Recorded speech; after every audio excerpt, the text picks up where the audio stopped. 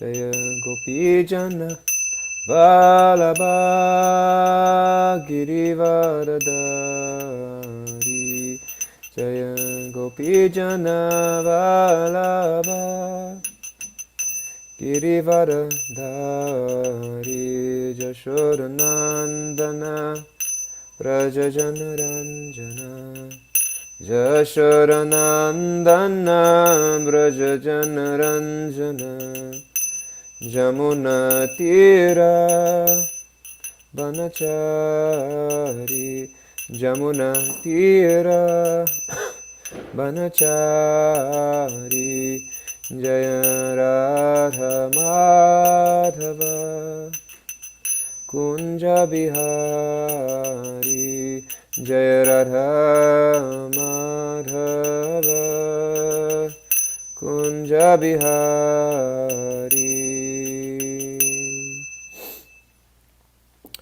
Om Namo Bhagavate Vasudevaya Om Namo Bhagavate Vasudevaya Om Namo Bhagavate Vasudevaya Excuse me.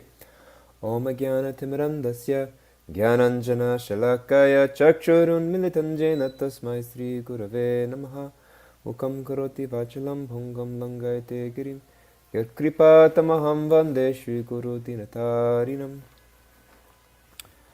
Hare Krishna, wonderful dear devotees. There's a few people wanting to get in the room here. Let's admit them. So thank you all so much for being here. Hare Krishna. We are in the 10th canto of Srimad Bhagavatam, chapter 23, entitled The Brahman's Wife's Bless. Is that correct? Verses 5 through 7. Okay. Let us go ahead and get started. Text 5. Ityadishta bhagavata gadvayanchantate tata kritanjali puta vripran dandavat patita bhuvi. Translation. Thus instructed by the Supreme Personality of Godhead, the cowherd boys went there and submitted their request. They stood before the Brahmins with palms joined in supplication and then fell flat on the ground to offer respect. Hare Krishna. I'll just share a couple words here in this verse. A few beautiful things taking place. First of all, thank you for welcoming me back and having me speak. I was gone the last week or two. I was doing some traveling. Just returned from Sri Vrindavan Dham, which was a very beautiful place and beautiful experience. And I was happy to be there, but also very much missing you. Realizing, I think I like to travel a lot, but I think more and more I'm realizing I don't like to be away from New York much anymore. And I like to be with you guys, even though not all of us here are in New York. But being in New York gives me the opportunity to be and connect with you virtually or in person. So it's good to be back, and it's good to be with all of you. The context of this story here is that if we look back, we can see chapter 23. Text 1, the cowherd boy said, Rama, Rama, mighty Armochastra of the wicked, we are being harassed by hunger, and you should do something about it. Thus entreated by the cowherd boys, the Supreme Personality of Godhead, the son of Devaki, replied as follows, desiring to please certain of his devotees who were Brahmins' wives. Please go to the sacrificial arena where a group of Brahmins, learned in the Vedic injunctions, are now performing the Angirasa sacrifice to gain promotion to heaven. When you go there, my dear cowherd boys, simply request some food. Declare to them the name of my elder brother, the Supreme Lord Balaram, and also my name, and explain that you have been sent by us. That's the context. So the cowherd boys are hungry, and they're asking Krishna for food. And Krishna is sending them somewhere to go and ask and receive that food from the Brahmins. And then, the verse that we're in now, thus instructed by the Supreme Personality of Godhead, the cowherd boys went there and submitted their requests. They stood before the Brahmins with palms joined in supplication, and then fell flat on the ground to offer respect. I was just last night I was listening to been listening to the audiobook version of the Mahabharata, and I was in the section where the battle is just about to begin. It's just a little over halfway through the book, and the battle is about to begin. And Krishna goes to make peace. Krishna tries to make peace. So the backstory of the Mahabharata is that the Pandavas, Arjuna and his brothers, his 4 brothers, had been exiled for some time and were being mistreated and abused and thrown out by their cousin Duryodhana, and they are on the brink of war due to this heavy dispute and mistreatment. And the Pandavas are trying in all ways and shapes and forms to create peace. And Krishna, in one last-ditch effort, goes to try to convince Duryodhana to make peace. And it's interesting that everybody, including Duryodhana's father himself, and even some of Duryodhana's closest henchmen, you can think, his brother Dushashana, and even Karna himself, who has always been a staunch supporter of Duryodhana, at times were trying to convince Duryodhana, please, we don't need to do this necessarily. We can find some peaceful grounds. But Duryodhana was so adamant that war became the only option. And just before Krishna left, Kunti took it upon herself to convey to Karna that she was indeed his mother, and that he was the son of Surya, and was actually one of the Pandavas, was actually the eldest brother of all the Pandavas that nobody knew and she'd kept in secret. And Karna himself didn't know that. And he came to the revelation, and it caused tremendous confusion and in his mind, although he knew it to be true, and he accepted her words. And Kunti tried to convince Karna, said, please come and serve with your brothers, don't fight against them. And Krishna then came afterwards and also encouraged Karna to do the same thing. He said, Karna, you don't have to fight this war against your brothers. You can come and you can be with them, and you can actually be revered as the eldest of the Pandavas, and they will most undoubtedly welcome you and serve you, and you can have kingdom and respect, and there's no need for you to fight against your brothers. And Karna, although in a moment of humanity appreciated Krishna's words and said that I believe that what you're saying is right, but I can't go against my friend Duryodhana, who's been so kind to me over the years, even though I know his mind is twisted and his heart is polluted. And so even though the advice of Krishna was sound, Karna just couldn't bring himself to follow Krishna's injunction, which was interesting because I was contrasting that against Arjuna, because Karna and Arjuna so often in the Mahabharata are juxtaposed against each other, being so similar in stature and nature and prowess. And in fact, it was vowed by Karna that one of them would be killed by the other in the battle, that either Karna would kill Arjuna or Arjuna would kill Karna, but one of them would come out of the battle alive. And it would be the other to vanquish the other in the battle. Because only they would have the ability to do that to the other, to actually fight and match the other. And so when we read the Bhagavad Gita, we read the story of Arjuna's. We read the story of Arjuna's surrender. And of course, the last injunction, the final instruction of Krishna to Arjuna is Sarva Dharmam Prityaja Mam Ekam Sharanam Vraja Aham Tvam Sarva Papepyo Mokshayishami Masuchaha. That Krishna is telling Arjuna to simply abandon all varieties of dharma and other considerations and just simply surrender yourself to my injunction. And it's interesting when we read the Mahabharata, because the Mahabharata is it's a tough read in some ways because the moral and social and cultural contexts are so inaccessible in many ways to modern day society and ways of thinking. We're just it's just a different time and a different culture, and there are some things that are hard to grasp. And the Mahabharata is filled with controversy. It's just to this day there's debates about decisions that were made, and even within the text itself. I mean, the whole idea of the disputes between the Pandavas and the Kurus and the Battle of Kurukshetra is that the entire nation is divided and people are taking sides and people are making decisions and people are on the right or wrong side of history or dharma, and from everybody's point of view, everything sort of seems to make sense from their point of view.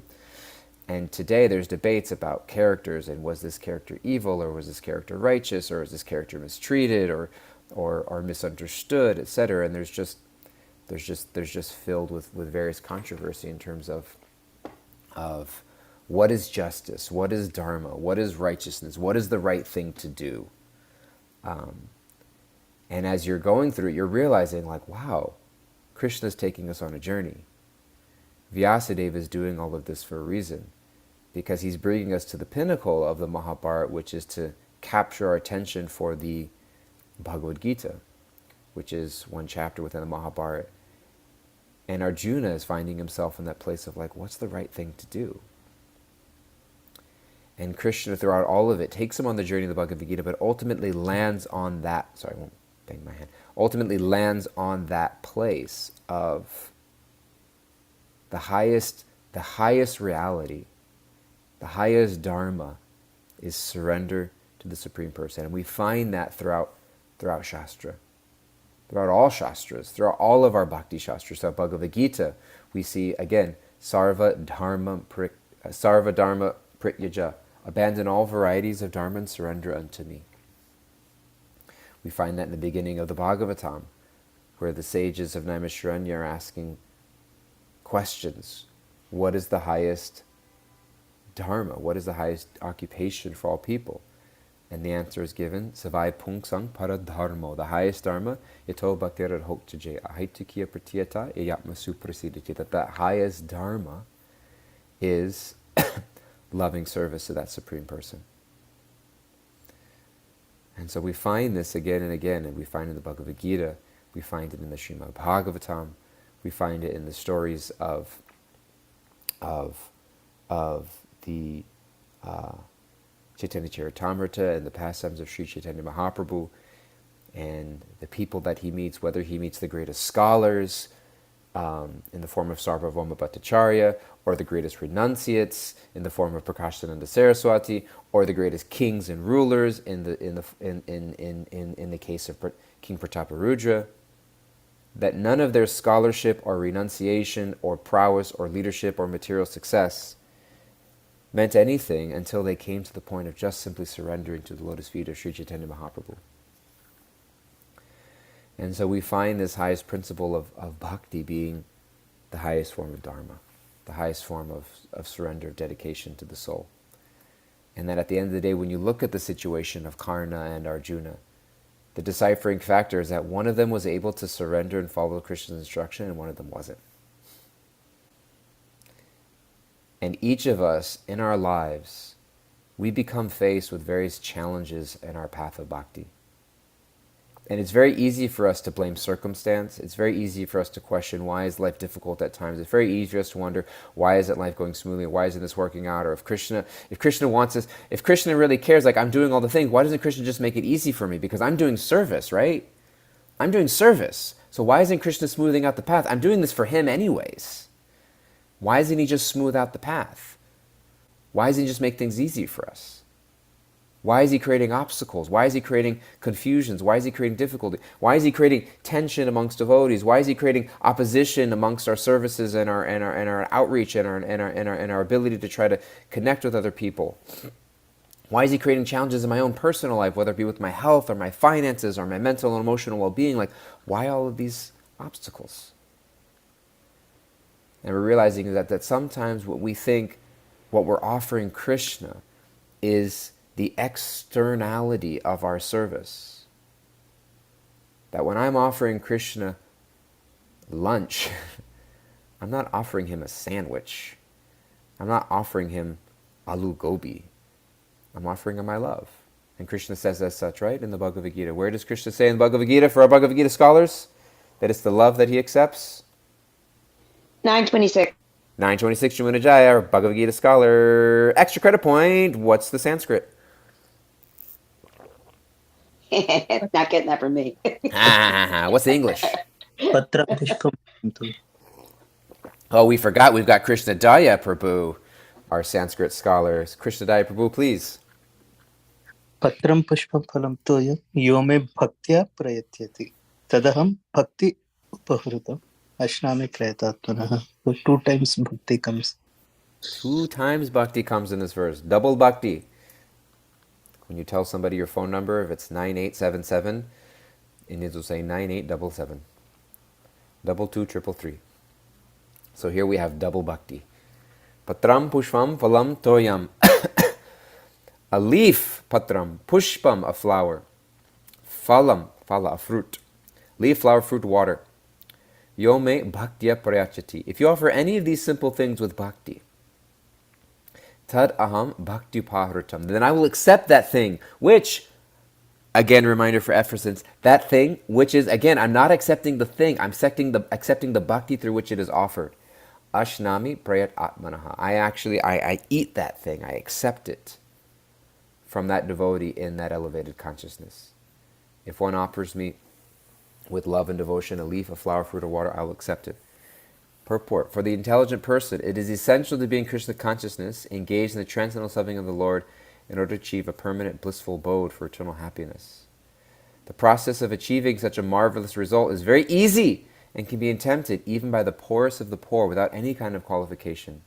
The only qualification required in this connection is to be a pure devotee of the Lord.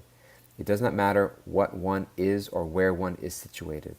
The process is so easy that even a leaf or little water or fruit can be offered to the Supreme Lord in genuine love, and the Lord will be pleased to accept it. No one, therefore, can be barred from Krishna consciousness because it is so easy and universal. And there is the answer to our question about, we think sometimes Krishna is making it so difficult.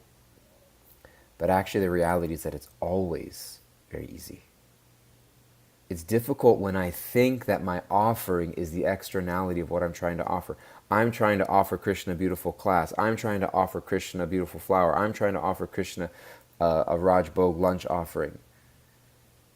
But really what Krishna is trying to do is he's trying to bring us to this point of surrender where I recognize that no matter how difficult something seems, no matter how challenging a circumstance may seem, am I willing to constantly choose following Krishna's instruction and leaning towards Krishna, to just crash into Krishna, so to speak, just kind of making, it's like I just got back from India, and it's a long journey. I had quite an extensive journey just getting to India in the first place. Our plane landed at 1 o'clock in the morning in Delhi, and the idea was that we were going to just get a hotel room in Delhi at 1 or 2 o'clock in the morning so that we can sleep for a little bit and then make our way to Vrindavan, which is a 3.5-hour taxi ride. And so we were going to stay at the MVT in Delhi, which is a new MVT a guest house in Delhi. And we got there. And long story short, the plane landed at 1 o'clock. We left the airport at 1:30. Everything was smooth. By 4 o'clock in the morning, our taxi driver could not still find this location that we were trying to get to. Literally 3.5 hours trying to get to our place. He didn't speak English. We didn't speak Hindi. We didn't have Wi-Fi on our phone. I connected him via phone to the late night receptionist at the MVT, who somehow, them yelling at each other in Hindi, yelling not out of anger, but yelling just because that is the natural volume that people generally speak to in India. I think maybe that's where I get it from. Where's my Italian background? Maybe it's a cultural thing. But bowling at people through the phone, could not figure out where to get to.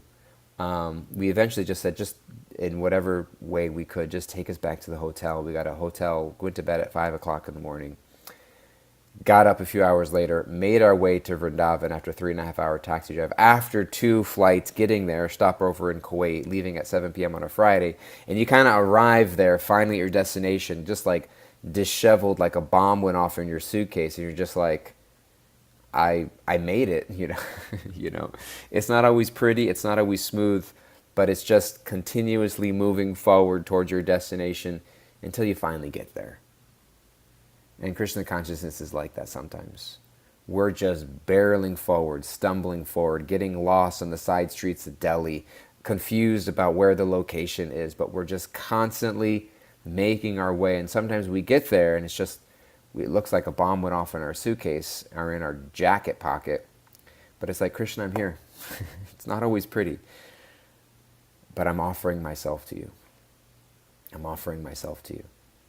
And no matter how challenging the circumstances get, personally, emotionally, mentally, spiritually, financially, occupationally, I'm just going to continue doing the next best thing I can to lean into you and offer whatever little I have. So, why am I bringing all this up? Because this verse begins with a very simple phrase, thus instructed by the Supreme Personality of Godhead. I can imagine, and this is just me projecting here, that, well, what I will say is that I know for many of us, for myself, it's not always easy. It's not always easy to carry out Krishna consciousness. And these cowherd boys were sent, these very simple village boys were asked to approach these various erudite Brahmins who are performing these yagyas and to go ask them something on behalf of Krishna. Sometimes we're asked to do very uncomfortable things. Sometimes we're asked to step outside of our comfort zones. And sometimes we're asked to do things that challenge even our own egos. But what we find again and again and again in the examples of the residents of Vrindavan is that nothing else matters other than the effort and desire to please Krishna. There's a complete abstinence of false ego. These cowherd boys, they weren't worried about whether or not it felt embarrassing to go ask. Krishna was saying, you go ask on my behalf. And as devotees, we have to constantly remember that we are acting on Krishna's behalf. So thus instructed by the Supreme Personality of Godhead, the cowherd boys went there and submitted their request. They were able to surrender to Krishna's instruction and request. And they stood before the Brahmins with palms joined in supplication and fell flat on the ground to offer respect. And of course, we know if we look ahead or have heard the story before, is that the lesson of this entire pastime we'll find is that the Brahmins themselves were not able to fulfill that request. Because they were too caught up in the identity of false ego that I'm a Brahmin, I'm above. Of course, we all know that these are all pure souls and it's all Leela of the Lord, etc., etc., etc., but we won't go there. We're going to stay on the level of our own humanity and the lessons that we're meant to glean from these stories, that they was the concept of that I'm above, that there's something higher. The ritual is higher. The perfection of the extra. I'm trying to make an offering to Krishna. Excuse me, could you please help me give some food to Krishna? Why would you ask me that? I'm trying to make an offering to Krishna here. Well, he's directly asking you for something. I'm too busy trying to serve Krishna. And so sometimes we get so caught up in our quote-unquote services that we miss out on what's right in front of you. And we sometimes end up mistreating each other. And we sometimes end up hurting each other. And we sometimes end up neglecting each other because we're so caught up in our service that we forget that what's most pleasing to Krishna? That Krishna is Bhakta Vatsal. That he's the friend of his devotees. And his devotees are the most treasured thing of his heart.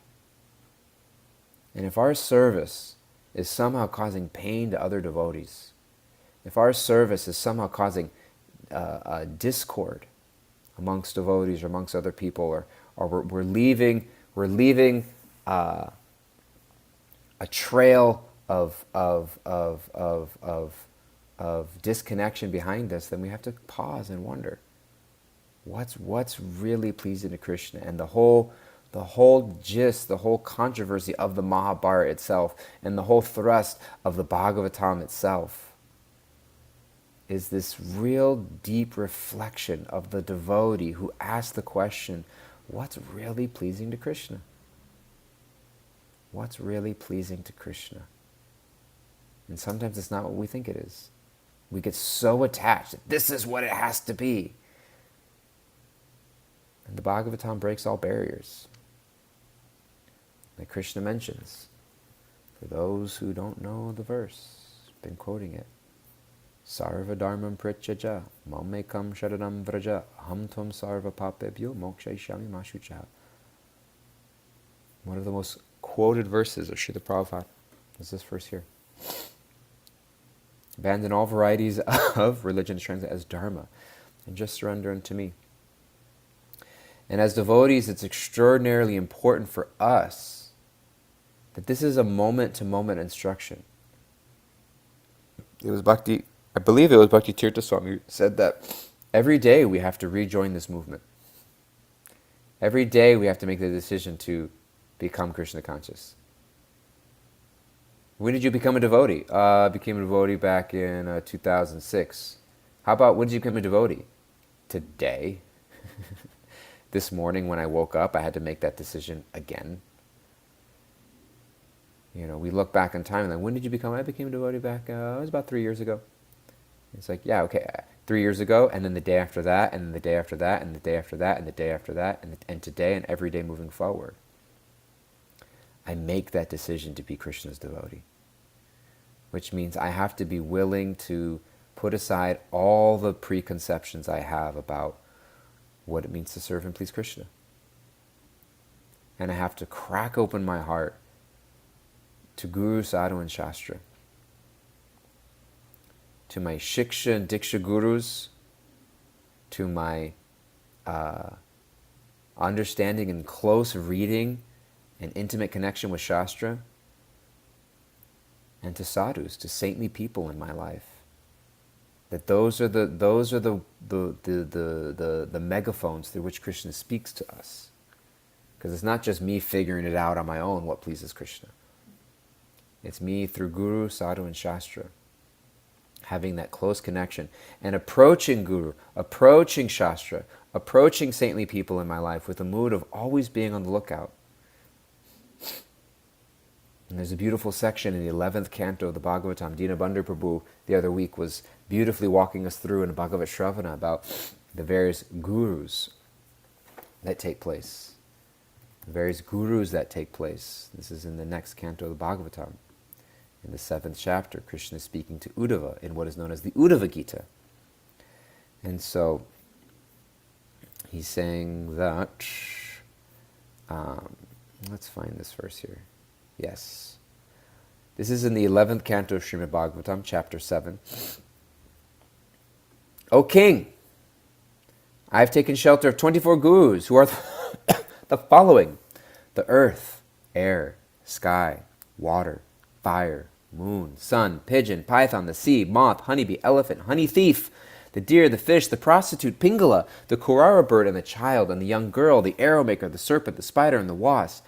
My dear king, by studying their activities, I have learned the science of the self. And so we find all these examples. Although the mighty wind blows clouds and storms across the sky is never implicated or affected by these activities. Similarly, the spirit soul is not actually changed or affected by contact with material nature.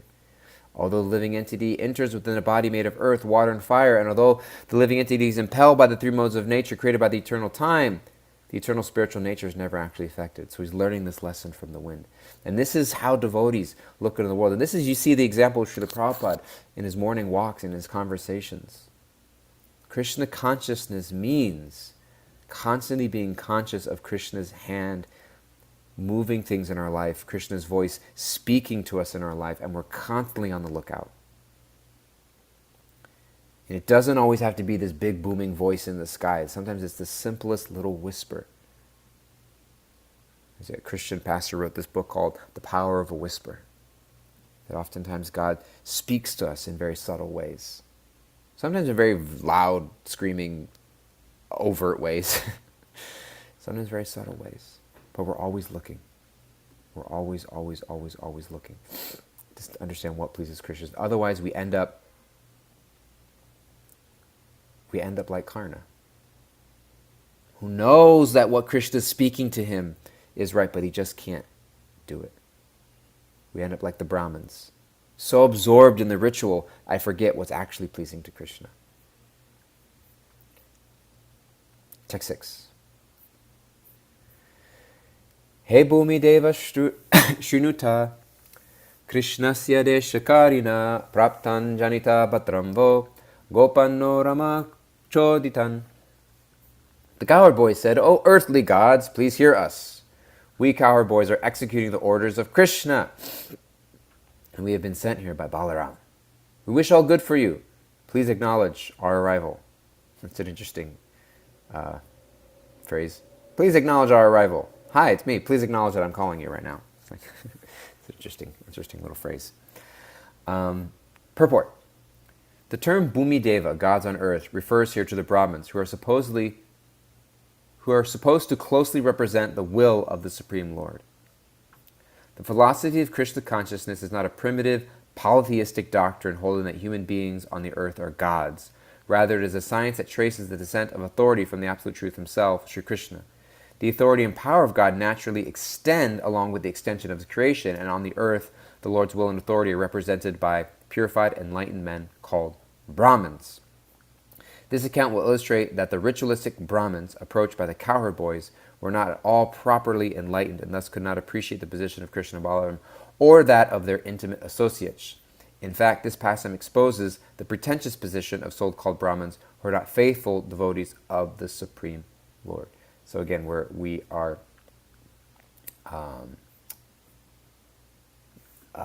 Bhagavad Gita in the 4th chapter. Krishna takes some effort, some time to clarify for us about the nature of the quality of a human being rather than the title. And so Krishna mentions here, yes, where is the, this is the 4th chapter? Yes, the 4th chapter of Bhagavad Gita, Krishna talks about guna and karma. Yeah. Chapter 4, verse 13. Chaturvarnyam mayastrishtam guna karma vibhagashaha tasya kartaham apimam vidya akartaram avyayam. So Chaturvarnyam, these 4 divisions of human society, are created by Krishna according to guna and karma. Guna means qualities, and karma means activities. So what we're hearing and reading in these purports of Bhagavatam is that a Brahmin or a saintly person is known by their qualities. We also have this in the same verse, the same chapter. This is verse 413, and just maybe 20 verses later, we have this about approaching a spiritual master. In the 4th chapter, 34th verse, Tad vidi paripatina pariprashnena seve upadakshanti te jnanam jnanina tattvadarshina. Just try to learn the truth by approaching a spiritual master. Inquire from that spiritual master submissively and render service to them. The self-realized soul can impart knowledge unto you because they have seen the truth. So this idea of inquiring from Guru and being what, I love this phrase that our friend Dhanya Rico shares often, of being an informed consumer, of doing our research to ensure that that the people that we look up to and surrender ourselves to and take shiksha from, take instruction from, that they are also, that we're observing not just the title but the quality and behavior of people. That we're observing the quality and behaviors of people to understand that people's in alignment. What was it Gandhi who said that integrity is when our thoughts, our words, and our actions are in alignment. And so it's an important part of our Krishna consciousness as well, that we understand who is a saintly person based off of their qualities and behaviors. And we're learning here that these so-called elevated Brahmins were less less closer, can I use that? Less closer to Krishna than their own wives, who were not trained in the Vedic arts of sacrifice and ritual and shastric conclusions, but yet they understood the conclusions more deeply than their husbands. Last verse of our time here together, text 7.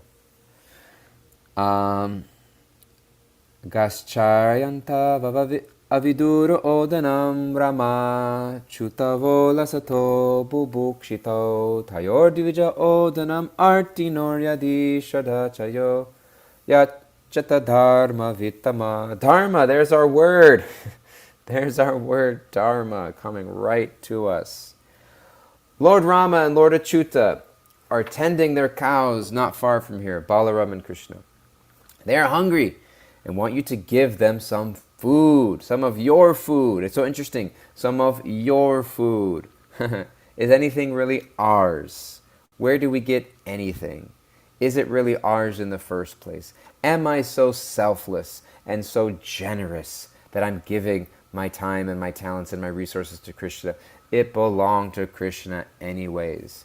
Ram Roy Prabhu, after the passing of His Grace Ayinjar Prabhu from this world, was here in New York, and he was telling some stories and remembrances. And if you're aware, if you've seen Bollywood movies, which to this day, somehow or other, I've never made it around to watching a Bollywood movie.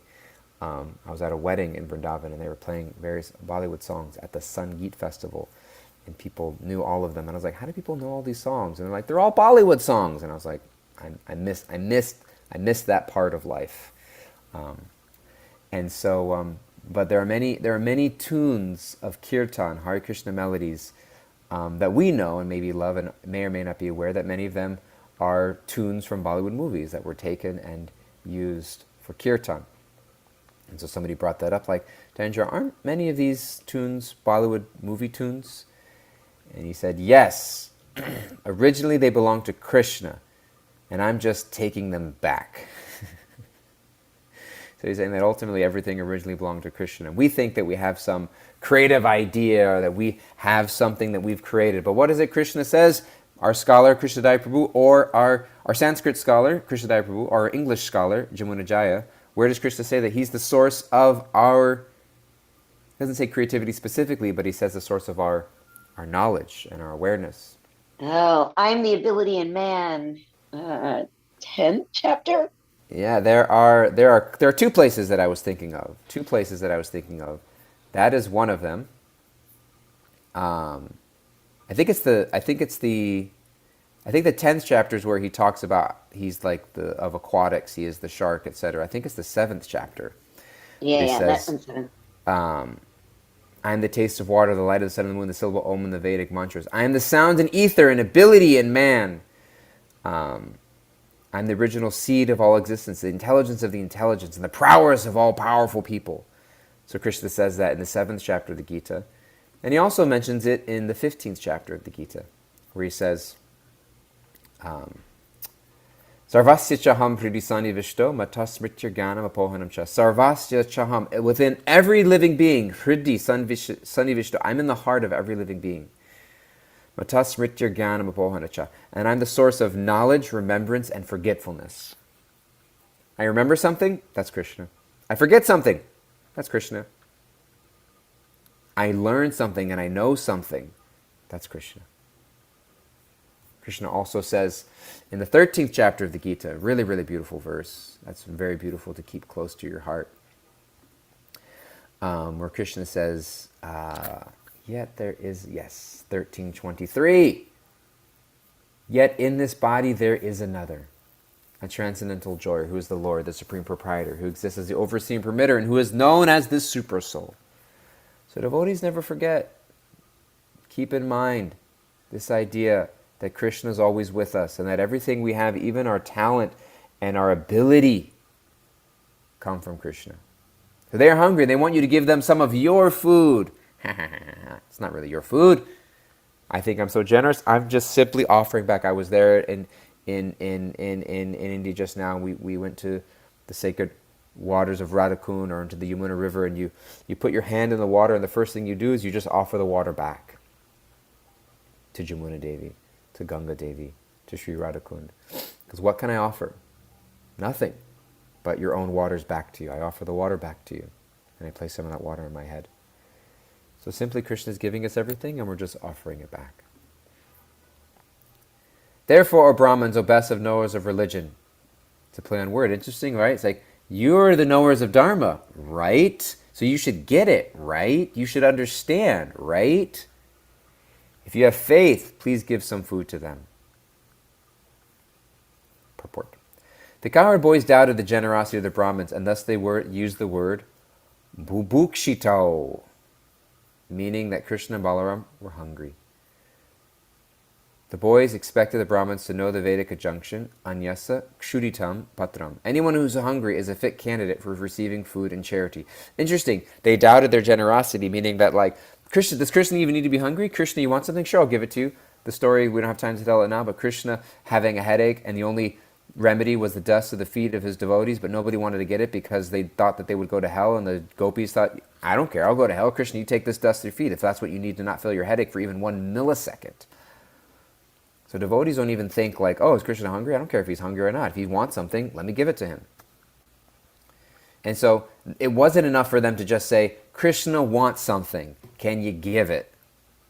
They had to say, Krishna's hungry. And even if it wasn't Krishna, they had to rely on this principle that a hungry person needs food. Anyone who's hungry is a fit candidate for receiving food and charity. So they're trying to, like, they're not, it's not even like, could you help me do some service for Krishna? They had to find some other angle to try to convince them to help. But if the Brahmins would not have recognized the authority of Krishna and Balaram, their title Dvija would be taken to mean merely born from two parents, meaning that they're not actual Brahmins by quality and behavior, rather than twice born. Dvija means twice born, meaning that when you take initiation, it's like a second birth.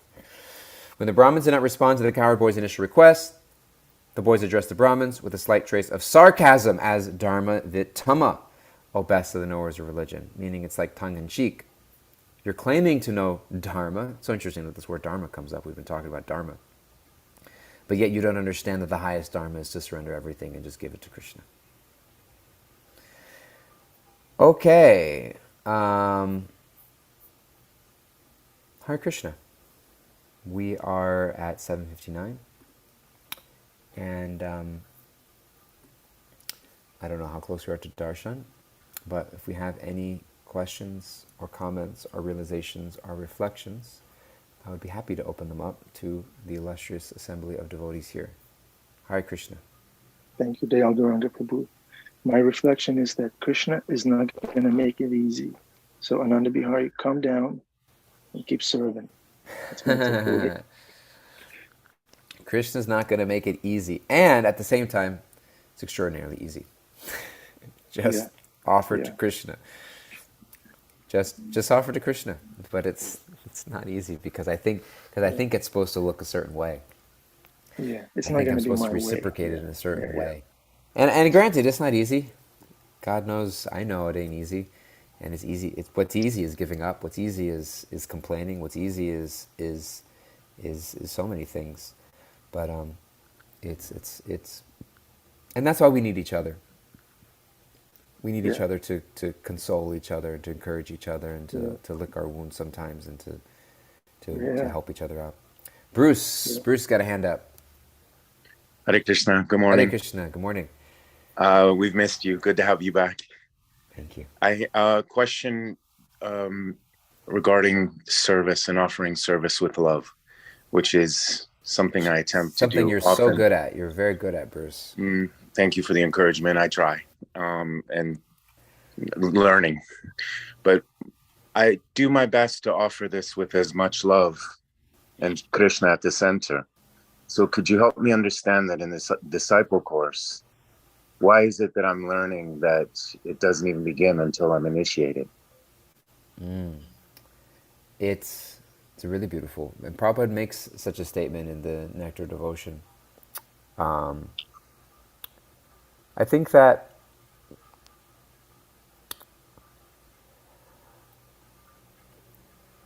Krishna is always receiving our service. And I think that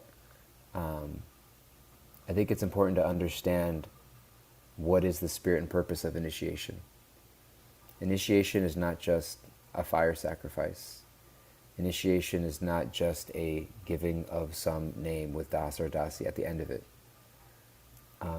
Initiation is not even necessarily, isn't necessarily always just a point in time. But initiation, the spirit and purpose of initiation is the idea of that I am recognizing the grace in which I've been given to approach Krishna in service, and I'm approaching Krishna in that humble mood through the devotees that I know, love, and appreciate and serve Krishna. So everywhere you find in Vrindavan is that people are offering their service through another, giving people an opportunity to do service.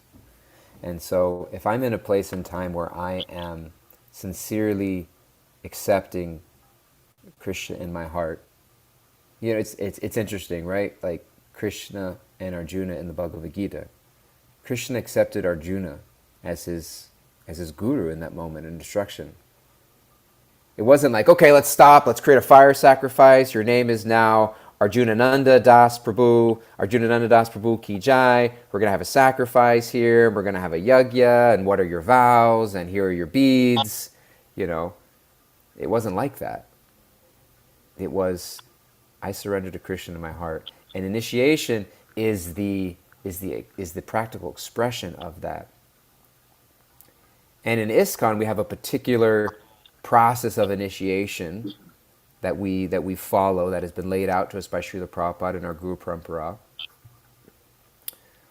But Srila Prabhupada and ISKCON didn't create initiation. It's been going. It's an eternal principle in the material world towards spiritual development. And so, the idea of initiation is not the date and time where we sit in front of a fire sacrifice and make a vow and get a spiritual name. That's part of the process. But the idea of initiation is accepting Guru in your heart. And so in that way, that is something that I know that you personally, as an individual, have done. And so therefore, Krishna is accepting your service, and Krishna is appreciative of your service, and you are keeping Krishna in the center. We can talk more about that. It's a long question, but I just saw the conscience being blown, and here comes the deities. Thank you. Hare Krishna. Jai Shri Radha Muladhar Ki Jai.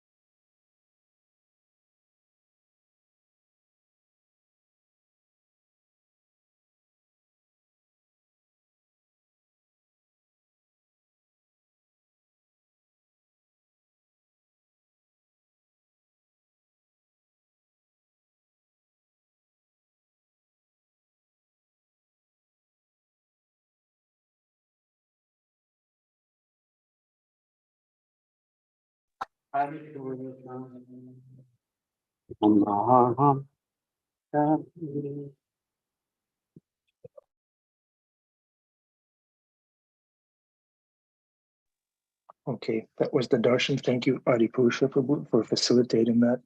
Krishna Soas, Shruti Chaturvedi, Hemangi. Thank you very much, everybody, for participating. Dayal Gauranga, beautiful class. Jamuna Jaya, our language scholar. Scarlett, Hare Krishna. Thanks, everyone. Thank you so much for being part of this little family, Bhagavatam family. Okay. Sometimes in our attempt to serve Krishna, we may look like a bum, like Dayal Gauranga Prabhu described. Bhima Prabhu, Hare Krishna. How are you, Bhim? I look like I'm that one who looks like a bum. Yeah. Look at me. Look at me. I'm the guy you don't let into the hotel. That's me. Hari Bol, my only saving grace is you guys. Hare Krishna. Thank you, Bhima Prabhu. Classes aren't the same without you. And Rocky. Tell Rocky we say hi. Okay. Hare Krishna, everybody. It's a beautiful day for a beautiful day. Give it to Krishna. He sees, he knows what's going on. From him comes our validation, not from external people, but from Krishna. And he knows what's going on. So that's our saving grace. That's our justice. And yeah, thank you. Thank you. Come again tomorrow. Srimad Bhagavatam never ends. Hare Krishna. Thank you for the class.